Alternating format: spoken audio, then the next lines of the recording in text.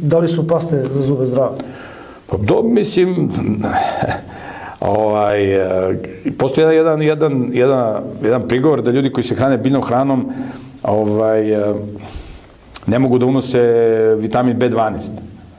Vitamin B12, jer vitamina B12 nema u biljkama.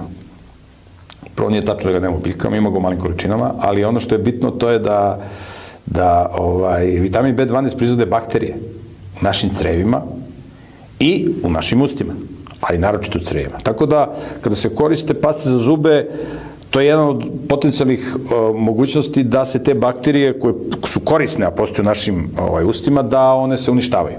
Najbolji način higijene zuba je da i usta je da se čovjek zdravo hrani. Može da, ako ima, i da ima da održava, da ima sve zdrave zube, neko se rodi sa nekim krivim zubima, da to ispravi i tako dalje.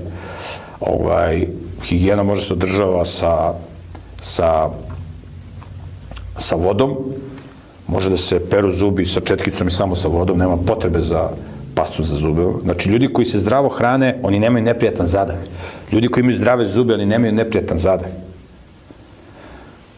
Ako već neko hoće da radi dezinfekciju, postoji jedna tinktura, zove se Usta, može se nabaviti preko sajta ipmproizvodi.com, to proizvodi jedno poljoprivredno gazdinstvo u Srbiji, i onda se uzme pola supene kašike ili supene kašike, onda se mulja ustima, to je mnogo dobra dezinfekcija, ako se koristi ta tinktura, ali zdrava ishrana, voda i četkica sa vodom, sasvim dovoljno za higijenu. Pasta uopšte nije potrebna. Neki peru zube i sa glinom, ustavi se glina i sa glinom može isto se ispere, imate paste zube od glinu, provodite zdrave hrane, a možete koristiti običnu glinu i posle isperete vodom.